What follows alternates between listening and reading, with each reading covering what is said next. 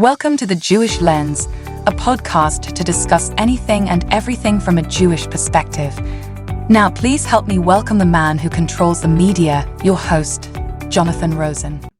Hello, and welcome to another edition of The Jewish Lens. I'm Jonathan Rosen, and today I am thrilled to welcome an internationally acclaimed singer-songwriter who's performed under the name E-Star. She also leads one of the leads of the group Ottawan. Please help me welcome Esther de Bijl-Langen.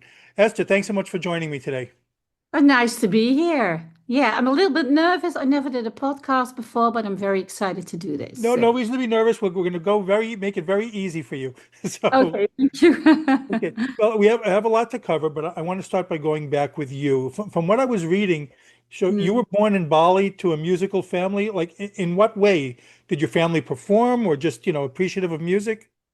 Oh, well, actually, I wasn't born in Bali. Oh, no. Okay. That's what I read on the side. Okay. No, yeah, I know. It's in my biography, but my manager at that time thought it would be more interesting to say I was from Bali. Okay.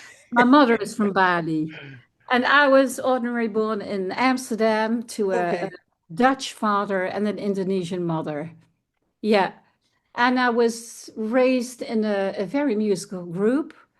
We all did something in music. My brother is a music producer. I performed with my sisters in the Right. vocal bands. And yeah, and actually I performed for my 16th. So yeah, it's a very musical family. So your parents also performed? No, they didn't perform, but my mother is actually, she has a very good singing voice. Okay. But my father is the person who is very musical. Yeah, and it comes from his family, his Jewish side. Okay. That was a very musical family. Wow. Yeah. So when did you first start realizing that you had a talent for singing? I think when I was maybe 3 years old.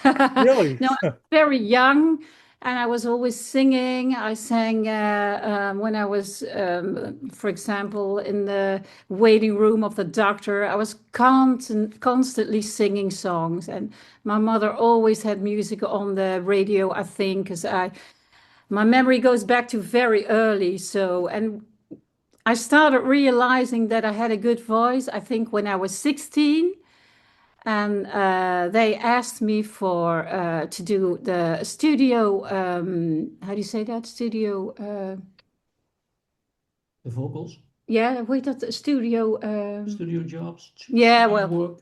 it is a Okay. studio job that I did, and that became Ottawan. So I That did. became Ottawan from Yeah, the studio. Oh, I'm going to get into Ottawan in a second. So, but you also sang with your family first, right? You sang with your sisters. yeah, but that was after. I Okay. sang with sisters. We were called Sisters of Soul and Solid Sisters. And we traveled a lot through Germany back then. So we had a lot of gala shows in Germany. And yeah, my brother, he's a producer and he Wow. also sang in several bands. So yeah, all children are very musical. All my sisters and my brother are very musical. Did you also perform when you were a kid? Did you go around performing as a kid?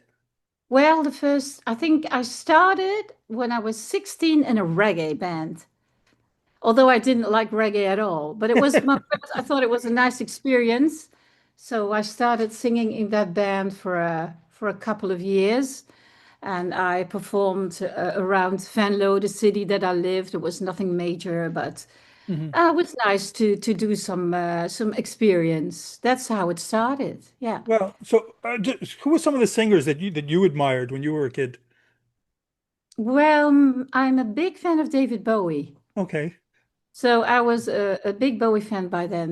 Yeah, yeah. Did you ever get to see him in concert? Yeah, I saw him in, let me think, 79 in Rotterdam in Ahoy. And with my sister, I was 14 years old and it made a big impression on me. Yeah, Just curious though, what was the first concert you ever went to? I think it was David Bowie. It was David Bowie. Yeah, yeah. And I remember a concert ticket by then costed 35 guilders. Can you Hmm. imagine now? And Yeah, it made a big impression. I promised my parents to not smoke for a year. They would pay it for me and bring us there and bring us back. And so, yeah. I think my first concert was actually the Thompson twins. That was the first one Oh, I ever went yeah. to. Well, I really love them, and I saw them live in at Let's Rock. I did a tour at Let's Rock in the summer of 2022. And I saw them live, and they were very good. And the singer, he did it along with a new band, so with different band members. Tom Bailey, right. Very good. He was very good on stage, and up to the point that I got really emotional. He was that good. Yeah, Wow, he sang wow. a song. I don't know what song it was, and the whole audience sang along, and it gave me goosebumps. And yeah, he was so good. Yeah. Well, on your site, so let me see if I get this right. Okay, on your site, you also mentioned that at the beginning you performed backup for a lot of well-known artists. So Yeah. who did you perform with? Well known. I don't know if you know Mel Jackson from the Les Humphreys Singers. You know the Les Humphreys? Yes, I'm a big fan of the Les Humphrey singers, actually. Okay, he was one of the singers, Okay. and he went to from the States. He moved to Germany, and he did his own show there, and we became his background singers for a couple of years. Wow. With him, it's with him that we traveled through Germany and did a lot of gala shows, and that was really nice. Yeah, some other not so, I think not so famous artists I did background vocals for. The Yeah. I mean, with Les Humphrey singers, I love that song Mexico. I could just listen to it again and again. Love Yeah. that song. Yes. So I want to so you performed also with a lot of like other pe famous people. Was there a time like ever that you just when you were first starting out say, "Wow, I can't perform that. I can't believe that I'm performing with this person." Yeah, that was at Let's Rock. Really? Because Okay. I'm a big fan of 80s, British 80s music. And there were all of these artists that I really admired. I was standing in between them, and I thought, oh my God, I can't believe I'm here. I still think it's incredible that I stood there with and I talked to them. I went on a photo with them. And yeah, that was a big highlight in my career, I must say. Yeah, yeah. So where did the name E-Star come from?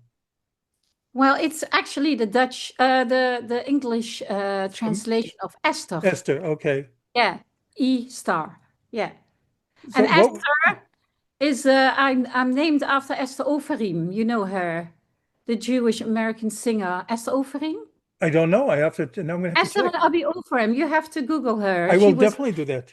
very well known in this, very popular, especially in Holland in the 70s. And my mother was a big fan of hers, and that's why she named me after her. I'm gonna have to check that out for sure. I did. Yeah. So, but I was just, what was that feeling like when you first? I'm gonna get to Ottawa in a second, but what was that when you first heard yourself, like on the radio or on a record or something, that after working all the time now you finally hear yourself. I was very young, and I don't know if I really, um, yeah, I didn't experience it really consciously. Back then, I was busy with other things also. Mhm. I had a family with children, and yeah, it was, yeah, of course, it was nice, but I was only a studio singer, so my name was never mentioned. Right. Okay, so you said Ottawan started from when you were doing the studios, you singing. So how did it all come about? How did that group decide that we're going to make this a group? How did that happen?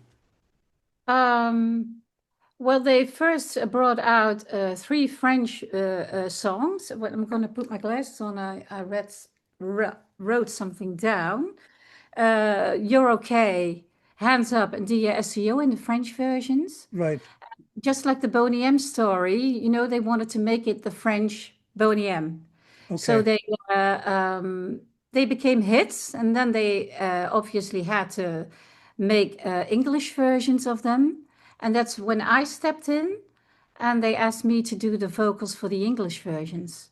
Oh, wow. I was 16, so I was underage. I wasn't allowed to perform in the video clip, and I wasn't allowed to perform on stage. But those were my voices. So you were there right from the beginning, but they didn't let you go on? No, because I was too young, and I Wow. things. I had my own musical things, and I stepped in later in the 90s when they found they had to look for faces for the Hmm. group. It was obviously a studio project, just like Boney M. Right. And then they had to look for faces for the group. And then they found Pat and Annette, I think, another singer. Hmm. And they did the performances. And I stepped in the 90s when Pat asked me to perform with him because he always had trouble finding female singers because of his behavior towards women. It Oh was not my. so Wow. not very how do you say that Not respectful. Right. And I did that. And he also wanted somebody who could sing live because he only mimed of her Right. naturally. And I did that for a couple of years, and then I couldn't get along with him, and I thought he was very unprofessional. And he had a fight with the producers. I always forget the names. Kluger van Gaal. Kluger and Van Garde. They are actually the people, the guys behind Ottawan. They own the name. Right. A Frenchman and somebody from Belgium. And where was I? What was I Uh, telling? well, Pat had not such a nice behavior, so No, he became persona non grata with the Right. producer because he gave Ottawan a bad name. Oh, And that's when they decided to let me continue with the with name. the They name. gave me the legal rights to perform the name under the name Ottawan. So, and that's when I had to form my own group. I found Wow.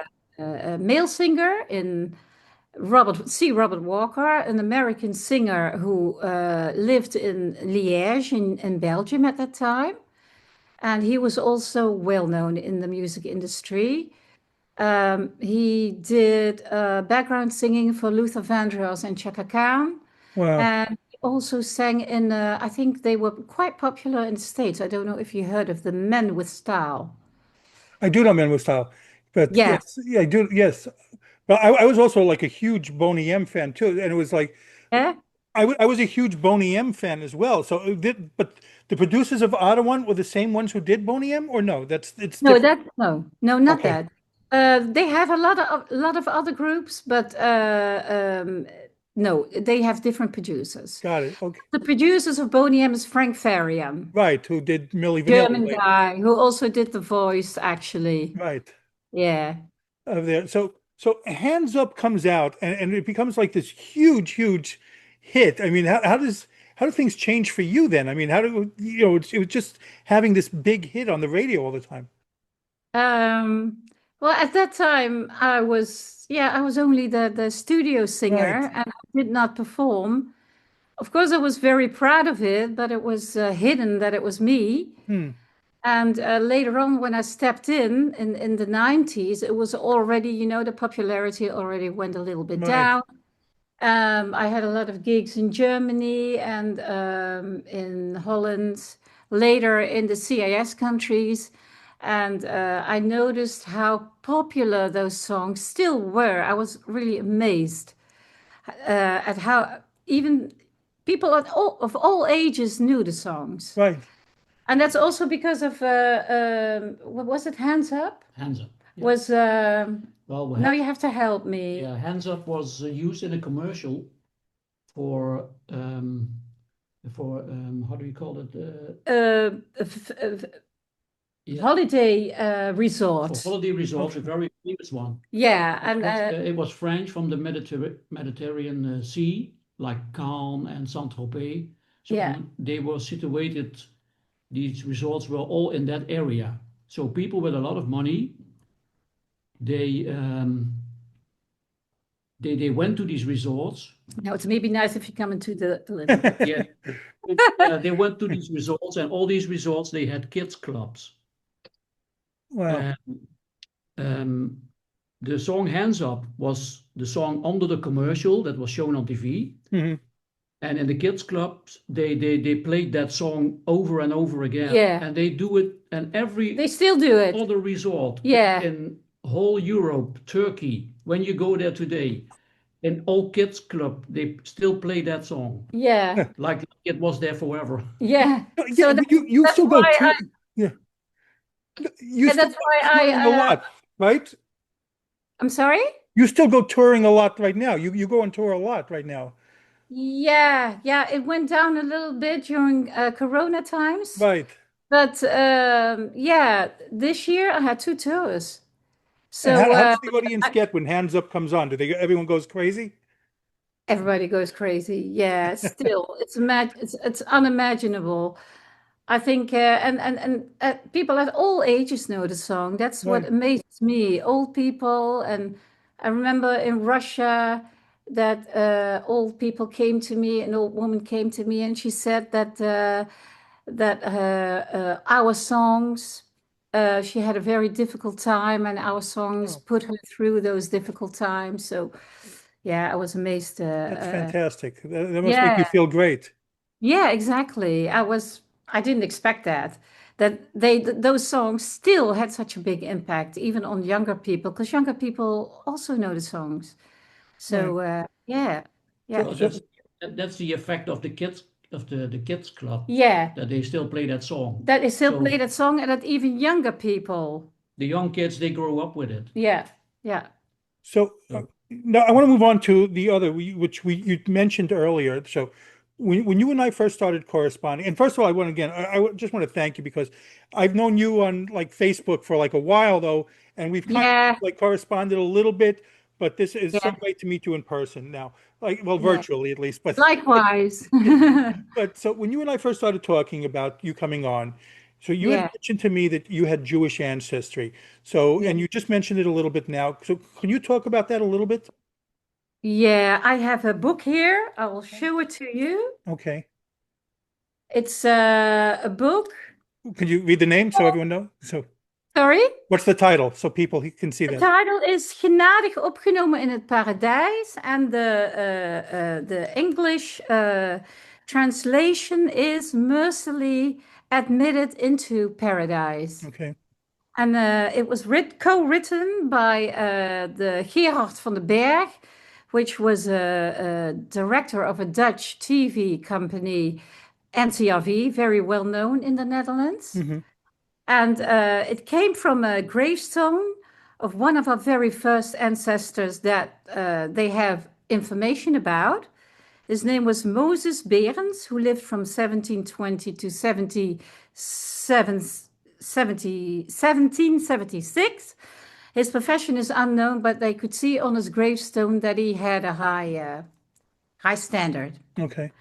And that's where the title came from. Yeah. And what about, I mean, so your father had Jewish ancestors or ancestry? Yeah, my father was half Jewish. Yeah. So my So, grandma was Jewish. okay, so when did you find it? Did you know this always as a kid or you found this No. out later? No, I found that out later when they gave me this book. Wow. And then I started reading into it. And I always, strangely maybe, but I was always fascinated by Israel. So I Mhm. always had this fascination for Israel. So that explained to me a lot.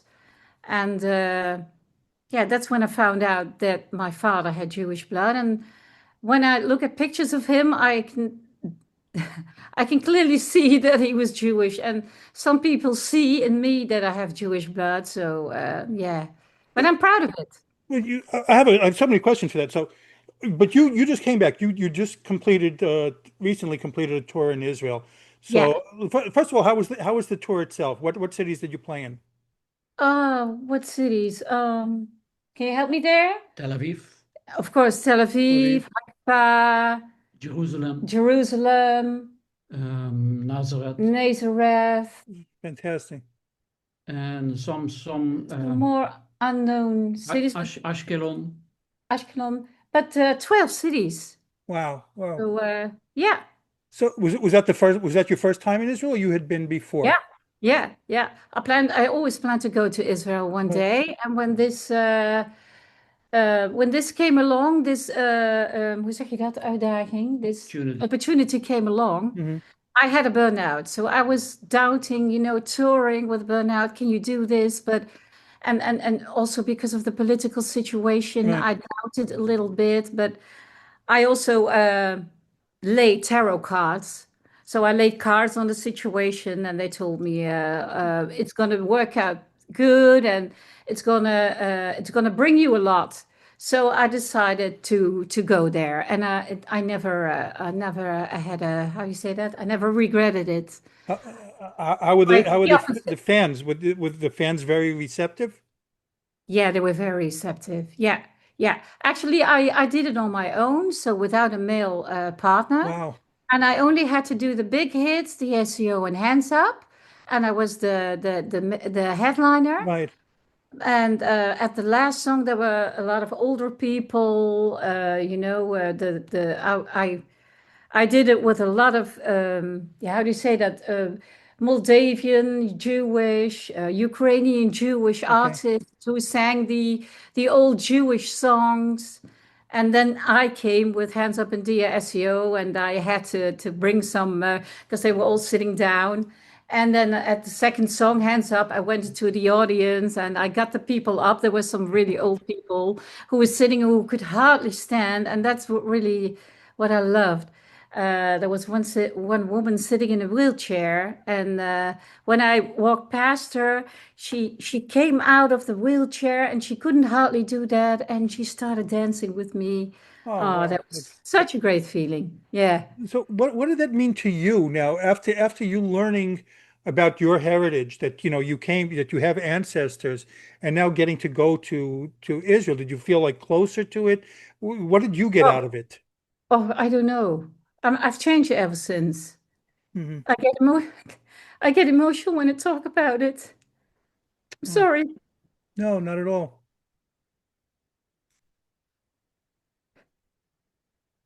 So, I but uh um, I um I don't know. I found something there. I can't explain. I get it. I get it. I lived there for a couple of years as a kid, and I didn't appreciate it as much. And then I went back a few years ago, and I got more out of it as an adult, Hmm. saying being there too. So Yeah.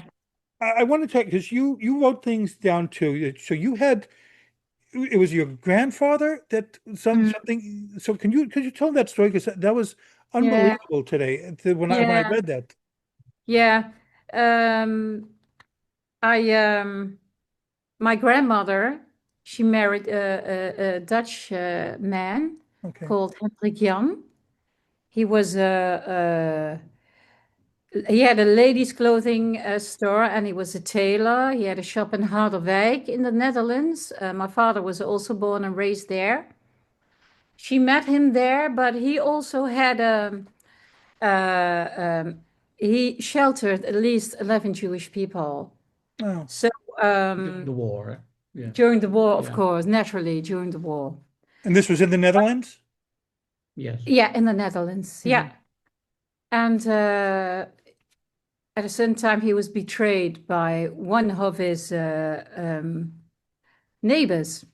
Hmm. So the Nazis came at his home to arrest him, but he managed to flee somehow, and they didn't find him. But after that, he thought, oh my God, they have me in mind, so I have to take shelter. So he sheltered at friends. But he missed his family so much. He had a wife and 7 children. Wow. So one time at an evening, he went back to his home, and there he was arrested.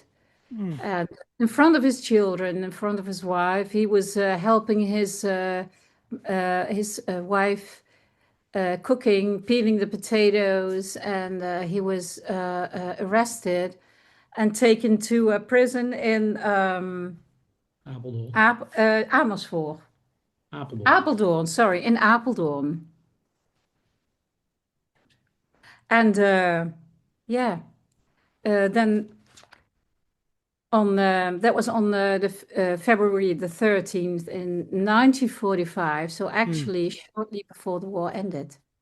And then on March the 6th, a resistance group accidentally attacked a high-ranking Nazi officer called Rauter.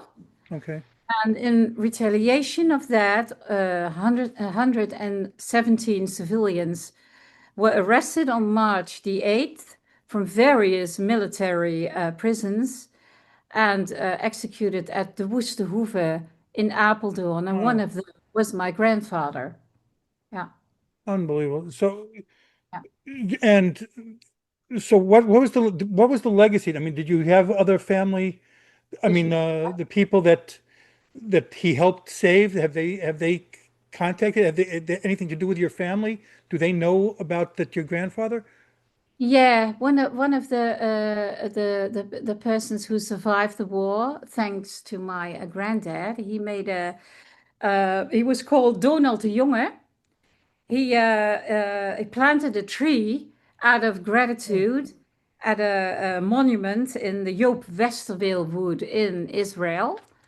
And yeah, actually, when I had the Israeli tour, I took some ashes from my father, and I planned to sprinkle it around the tree, symbolically. oh, wow, that's fantastic. Unfortunately, I didn't have the time to the chance to do that, but I'm sure we'll go back someday. Did you get to And go sightseeing at all, or you were strictly no, with the tour? unfortunately not because I had this burnout. Right.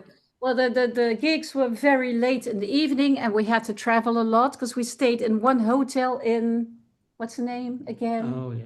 Oh, well, we stayed in one hotel, and from then on in the evening, we traveled to all those different places where we performed. Right. So we were always back very late in the evening at 3 o'clock, and the next day I had to take my rest and drink a lot of water because Hmm. they told me the air in Israel was very dry. I don't know if that's true, but it Yeah. affected my Oh, voice. I'm sure. So I only rested, but I'm sure we'll go back to do some sightseeing because I would love to do that. Yeah. Well, I mean, your grandfather's story is just incredible. I mean, so you just found this out from this book? You just found this out, so you knew nothing of this growing up. No, no, there wasn't talked about that. And Oh, there wow. wasn't actually not talked about what happened to my granddad. It was, it was put, how do you say that, put under the rug Wow. because my grandmother had 7 children and she had to raise them on her own. So she didn't talk about it. And no, they didn't talk about our Jewish roots. No, I Wow. found it Wow. through this book. Yeah. You have a lot of information there for you to do your own book. I mean, this is a fascinating story. I mean, would you ever consider doing like a story on your own, like writing a memoir or something like that? Yeah, yeah. I planned that for a long time. Also, writing about everything that we experience with traveling with Ottawan. Mine. And yeah, I plan when I get a little bit older and I can't perform anymore, I plan on writing a book. Yeah, yeah. Oh, just yeah. I mean, the Jewish history, the saving people during the Holocaust, and yes, in Ottawan too. Just that you were the voice that they wouldn't use. That's amazing. It's incredible to me. Oh, yeah. Oh, no traumas, by the way. I have my emotions down a little bit. I can tell about the what the tour Israel did to me. Yes. I felt very at home there. It's a feeling I can't explain. My Hmm. husband and daughter had the same thing. And when we left, I sat in the plane. I always sit by the window, and some voice in my head said, "Look back and consciously say goodbye to Israel." And I did that. I looked back and I saw the sea. I saw the land, And I started crying. I don't know why, but I started crying. Yeah. I hope you do a book. I mean, that would be fascinating to read all. And if you need, like you said, any assistance, let me know that too. So I have a lot of experience writing stuff. Oh, okay, good. Good to know. Good to know. Yeah, Yes. yeah. So your daughter performs now also, right? Your daughter is a singer now. Yeah, our daughter is actually yeah, she went on sometimes she went with us on tours during the holidays, the Christmas holidays. We went to Russia or Ukraine back then, and she came along with us. But she never liked it very much, and I think she always said because I was a singer, her mother Okay. stands very close to her. She always said, "I never want to become a singer," but she was a very good singer. When she was very young, she always stood on platforms, anything that was higher than the rest, she stood on it and she started singing no matter where it was, and she sang loud. And I remember that in our old neighborhood, people really liked it and started saying, "Oh, why don't we?" When she got older, she stopped that. They started saying, "Oh, why don't we hear her sing anymore? We love it so much." And but we let that go. And she has autism, and how you call that? Is it called a mental disorder? Yeah, Yeah, lightly. a lightly mental disorder, and we had to find work for her, and the work that she could do was always the same, like doing work as a in the hoe zeg je dat the As a waitress. as a waitress in a horeca. Yeah. Horeca is Uh, yeah, well, as a waitress, and she didn't like it anymore. So, and she started getting panic attacks and fears. And that's when I thought, and that was during COVID time, I That thought, didn't well, work. maybe I have to find something else for her. And I started Googling, and then I came because we were always looking in the area of Venlo for work. But then I found something, and the first thing that I found was something in Arnhem. Arnhem, I don't know if you heard of that place, Hmm. which is approximately an hour and a half from Venlo. And that was, yeah, they work with, yeah, what did they do? It was more creative. mhm. And I thought they were going to let her learn how to photograph and make how do you say that, videos. But what I didn't know was that they also had a studio. So when we went there, I saw the studio, and this guy, Marco Rosen, is her producer now. He thought, she's a good singer, because I said she's a very good singer. Actually, she can sing me under the table. I don't know if that's an English Yes, verb. it is, and she is very good. You've posted some things, and she's Yeah. really good. I listened to them, but Thank you. Yeah. And he got her so far to let her sing, and what we didn't succeed in because she was too close to us, because we had a studio back then also, but right, she didn't want to perform, do the studio work at our place. But she started doing that, I think, 4 years ago. Mhm. And well, I must say, the producer, Marco Roosink, he's very good. And she, because of her experiences with autism, getting bullied and yeah, how do you call sorry, that? Hoe zeg je dat? Buiten Yeah, gesloten, left out. left out, hmm, because of her experiences, because of her autism, she started writing texts about that. And well, she did very good. And she one text after another came out of her hand, and we were so amazed. And after 4 years, yeah, she's built something up, and she's doing very good also in States and in yeah, in a lot of countries. Mhm. So she's doing better and better. that's great. That's I'm really great. very proud that via a backside, she She also came in. came into the music. So yeah, Well, it's different than if your parents want you to do something, then someone else tells you to do something. So that's exactly, exactly. Yeah, I have that same experience. Yes. So that's the way it works, right? so Otto, Ottawan is still going strong. You've been involved in Ottawan for Yeah. over 40 years now, and it's still going strong. So what do you feel that knowing that something that, you were part of at the beginning is still lasting so long and doing so well? It's maybe the easiness of the song, it's not a difficult, the lyrics are not very difficult for everybody to understand and for everybody to sing along. And it's about having a good time at the disco. And I think that's it. Yeah. Yeah. And are you working on anything now to do next? Actually, at the moment, we have nothing planned. No. Oh, you can No. take a break now. Fine. Very quiet at the moment, but that can change any minute. Right. Well, the important question now, how can people follow you on social media? Well, Through your Facebook, Instagram. yeah, can you mention it?